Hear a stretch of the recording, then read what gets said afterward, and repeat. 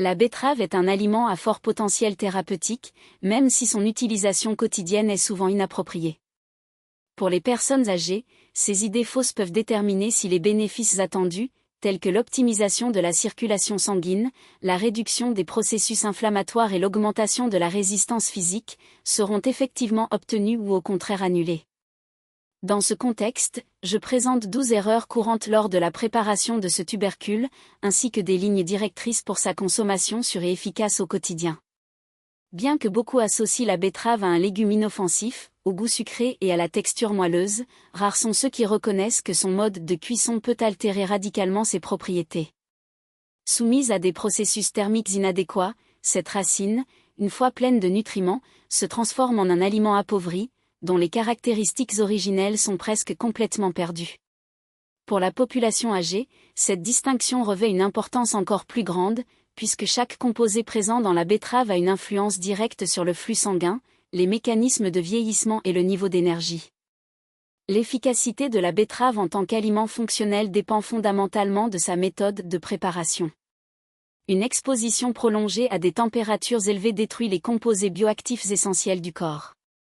L'un des éléments les plus précieux de ce légume sont les nitrates alimentaires, des molécules qui, une fois ingérées, subissent une conversion biologique en oxyde nitrique. Ce composé joue un rôle crucial dans la dilatation des vaisseaux sanguins, l'amélioration de l'oxygénation cellulaire et le soutien des fonctions cognitives, favorisant la mémoire, la concentration et les performances cérébrales. Il existe cependant un aspect peu connu de la plupart. Une chaleur excessive dégrade les nitrates avant même qu'ils ne soient absorbés par l'organisme. Des études montrent que l'ébullition prolongée des betteraves peut réduire leur teneur en nitrates jusqu'à 50%. Un tel gaspillage équivaut à rejeter la moitié du potentiel de l'un des aliments les plus efficaces pour favoriser la circulation sanguine. Les personnes âgées qui se tournent vers les betteraves à la recherche d'une plus grande vitalité, d'une plus grande endurance ou d'une meilleure santé cardiovasculaire peuvent, par inadvertance, compromettre les bienfaits même qu'elles recherchent. En plus des nitrates, la betterave contient des bétalaïnes, des pigments responsables de sa couleur intense et dotés de propriétés antioxydantes. Ces substances agissent comme des défenses naturelles contre le stress oxydatif, les dommages cellulaires et les effets dégénératifs du vieillissement. Cependant, les bétalaïnes sont extrêmement sensibles à la chaleur prolongée et perdent leur capacité anti-inflammatoire et protectrice lorsqu'elles sont exposées à des températures élevées. Ce qui apparaît au départ comme un aliment riche en nutriments peut ainsi devenir une version affaiblie de lui-même. Considérons le scénario suivant, une betterave fraîche, remplie de composés bioactifs, est immergée dans de l'eau bouillante. À mesure que la chaleur s'intensifie, les nitrates commencent à se décomposer, les bétalaïnes perdent de leur intensité et les enzymes responsables de la conversion des nitrates en oxyde nitrique sont inactivées. Lorsqu'elle est finalement retirée du pot, la racine, désormais excessivement molle, a déjà vu une grande partie de son potentiel thérapeutique compromis. Plus inquiétant encore, l'eau rejetée contient une part importante de nutriments perdus, notamment des nitrates, des antioxydants, des vitamines et des minéraux. Pour les personnes âgées, les conséquences de ce processus vont au-delà d'un simple problème nutritionnel. Ils affectent directement la circulation, la santé cardiovasculaire et les niveaux d'énergie. La production naturelle d'oxyde nitrique diminue avec l'âge, de sorte qu'à partir de 60 ans, l'organisme ne synthétise qu'une fraction de ce qu'il a produit dans la jeunesse. Cette réduction explique les symptômes courants dans cette tranche d'âge, tels que les extrémités froides, la fatigue, les étourdissements, les difficultés de récupération après un effort physique et les troubles cognitifs. La betterave a la capacité de stimuler naturellement la production d'oxyde nitrique, mais seulement si ces nitrates sont conservés jusqu'au moment de la consommation. Soumise à une cuisson excessive, la molécule essentielle au maintien de la circulation sanguine est détruite, privant les personnes âgées du bénéfice le plus important que cet aliment pourrait offrir. De plus, la chaleur élimine non seulement les nutriments, mais modifie également la réponse métabolique de l'organisme aux aliments. Une cuisson prolongée augmente l'indice glycémique des betteraves, accélérant l'absorption des sucres et posant un risque pour ceux qui ont besoin de contrôler leur glycémie. Une autre conséquence d'une préparation inadéquate est la modification de la texture de la betterave, qui perd son intégrité fibreuse. Les fibres jouent un rôle fondamental dans la digestion, en équilibrant le taux de cholestérol et en favorisant la satiété. En revanche, les méthodes de cuisson plus douces, comme la cuisson à la vapeur, le rôtissage modéré ou même la consommation crue en fines tranches, préservent les nitrates, les antioxydants, les fibres et les vitamines. De cette manière, l'organisme profite pleinement des propriétés que la nature a données à cet aliment. Lorsqu'elle est préparée correctement, la betterave favorise des améliorations significatives de la circulation sanguine, car des niveaux accrus d'oxyde nitrique favorisent l'oxygénation des tissus, y compris des muscles en cours de vieillissement. Le cœur commence à pomper le sang plus efficacement et le cerveau reçoit un flux sanguin plus abondant, ce qui contribue à la clarté mentale, à la capacité de concentration et à la préservation de la mémoire. La recherche scientifique prouve que la consommation de légumes riches en nitrates, comme les betteraves bien préparées, entraîne des améliorations mesurables de la circulation en quelques heures. En revanche, une cuisson excessive, dans laquelle les betteraves sont soumises à des températures élevées pendant des périodes prolongées jusqu'à ce qu'elles se désintègrent presque, annule les bienfaits qui justifient leur consommation. Alors qu'une méthode préserve les propriétés thérapeutiques, l'autre les élimine silencieusement. Il existe également un facteur aggravant. Lorsqu'ils sont torréfiés à des températures supérieures à 200 degrés Celsius, les sucres naturels de la betterave subissent une caramélisation, lui conférant une saveur sucrée, mais générant des composés qui, en excès, peuvent déclencher des processus inflammatoires. Ainsi, même si le goût est agréable, l'organisme est privé des effets curatifs des aliments. Le corps humain peut être comparé à un mécanisme délicat dont l'efficacité dépend d'un carburant de qualité, d'une circulation sanguine adéquate, d'une énergie stable et de nutriments anti-inflammatoires. La betterave correctement préparée fonctionne comme un carburant de qualité supérieure, tandis que la version trop cuite ressemble à un carburant dilué. Le moteur fonctionne toujours, mais pas avec les mêmes performances. Pour les personnes âgées, tout avantage est précieux, car la vitalité, la force, la mémoire, la résistance et la fonction cardiaque dépendent directement de la circulation sanguine, elle-même conditionnée par la présence d'oxyde nitrique, dont la production est favorisée par la préservation des nitrates naturels de la betterave. Par conséquent, comprendre les effets de la chaleur sur la préparation de ces aliments va au-delà de la simple compétence culinaire ou des préférences gustatives. Il s'agit d'assurer l'intégrité d'une chaîne de réactions moléculaires essentielles au bon fonctionnement de l'organisme au cours du vieillissement. En cuisant doucement la betterave, cette séquence est protégée, en le soumettant à des températures élevées pendant une période prolongée, ce processus est interrompu. Par conséquent, lors de la préparation de ce légume, il est essentiel de garder à l'esprit que vous ne faites pas que cuisiner un aliment, mais que vous décidez dans quelle mesure son potentiel thérapeutique sera maintenu ou perdu.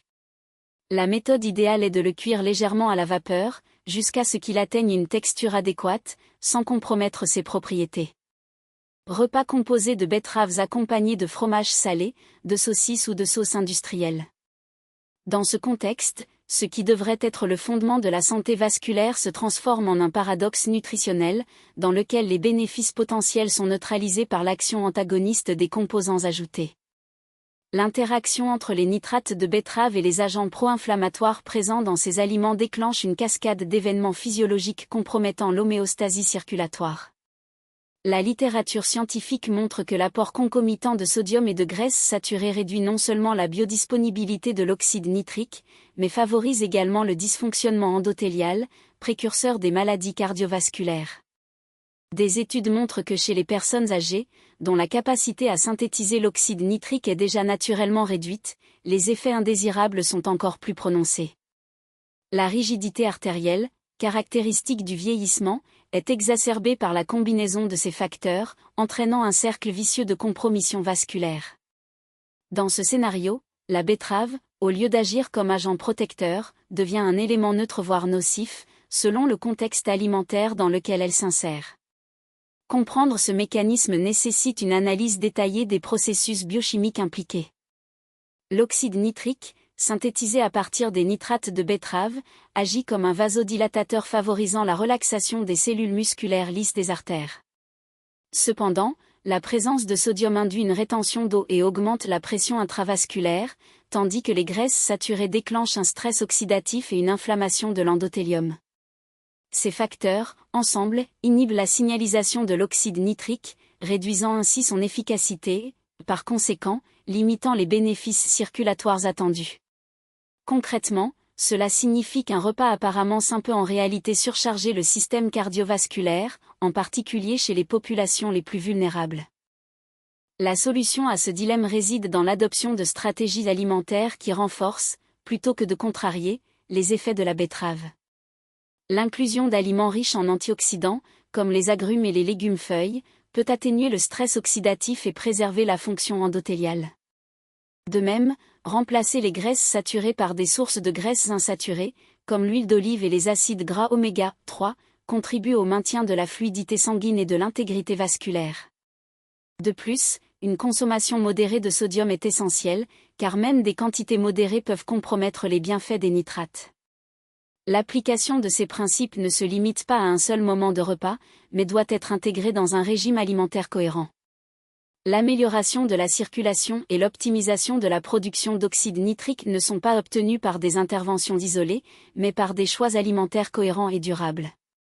Pour les personnes cherchant à maximiser les bienfaits de la betterave rouge, il est essentiel de préparer des repas équilibrés qui harmonisent ces composés bioactifs avec d'autres nutriments synergiques.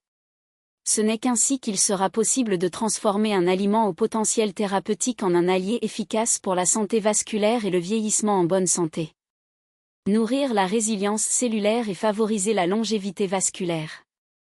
La simple décision d'incorporer des feuilles de betterave dans les repas quotidiens représente en réalité un acte de rééducation nutritionnelle, dans lequel le gaspillage cède la place à la conscience et la négligence est remplacée par l'appréciation des ressources bioactives disponibles.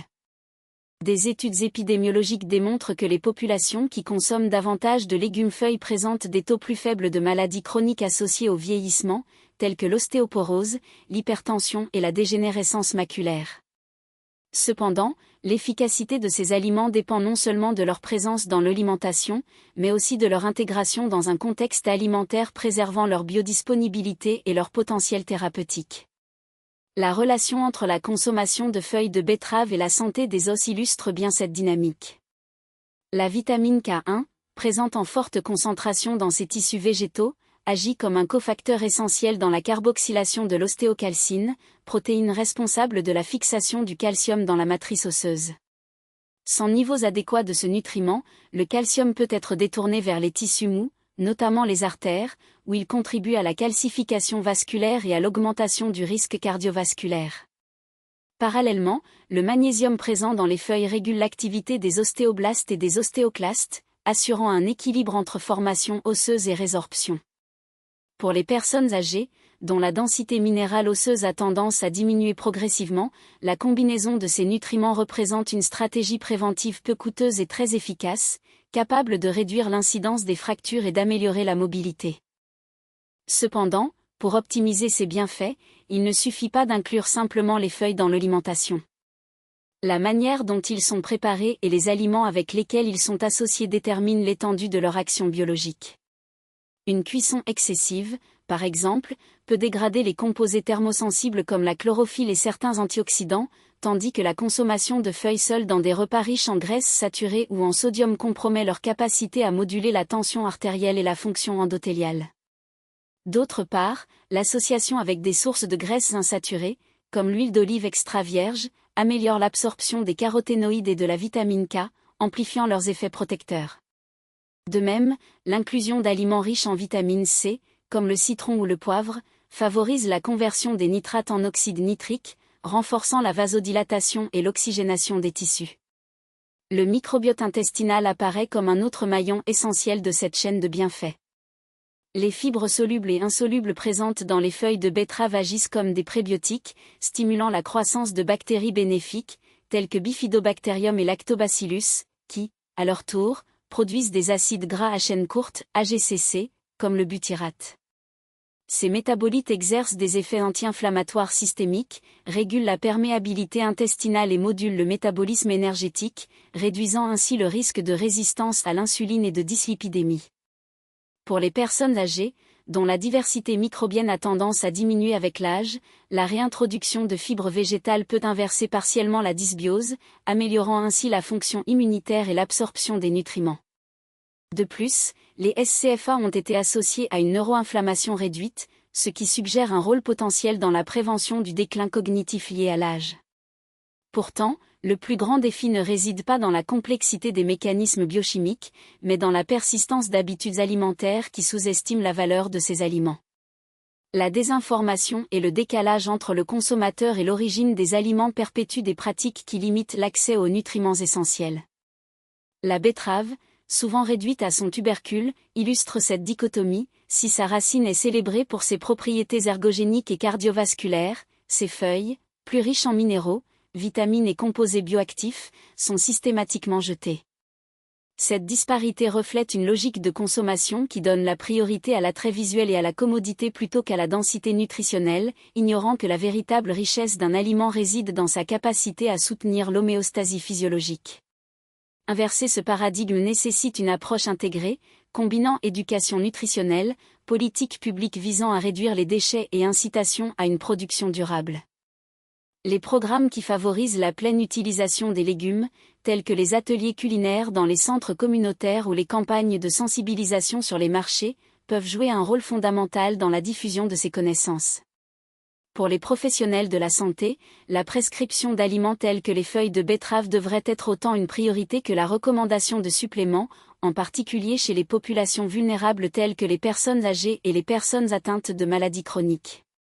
Après tout, une alimentation à base d'aliments complets fournit non seulement des nutriments sous leur forme la plus biodisponible, mais rétablit également la relation entre les humains et les systèmes naturels dont ils dépendent. Si l'on considère le potentiel synergique des feuilles de betterave, il devient clair que leur sous-utilisation représente non seulement une perte de nutriments, mais aussi des opportunités de promotion de la santé à grande échelle. Chaque portion jetée est une ressource gaspillée, une chance perdue de renforcer les os, de protéger le cœur, de préserver la vision et d'optimiser les fonctions cognitives. Dans un contexte de vieillissement de la population et d'augmentation des maladies chroniques, la revalorisation de ces aliments apparaît comme une stratégie simple mais transformatrice, capable de réduire les coûts de santé et d'améliorer la qualité de vie. Après tout, la nature offre déjà les solutions, il appartient à la société de reconnaître leurs valeurs et de les intégrer de manière consciente et durable. Un allié indispensable pour vieillir avec vitalité. En jetant les feuilles de betterave, vous éliminez non seulement les déchets végétaux, mais vous gaspillez également un complexe bioactif capable de favoriser la santé vasculaire, de renforcer la structure osseuse, de préserver l'intégrité musculaire, de réguler l'équilibre nerveux, de nourrir la vision et de favoriser les mécanismes de réparation cellulaire. En bref, la partie de la plante conçue par la nature pour améliorer le bien-être humain est gaspillée. Cependant, leur incorporation dans l'alimentation entraîne une transformation qualitative immédiate, les repas acquièrent une densité nutritionnelle, les micronutriments deviennent plus biodisponibles et l'organisme bénéficie d'un soutien physiologique plus complet.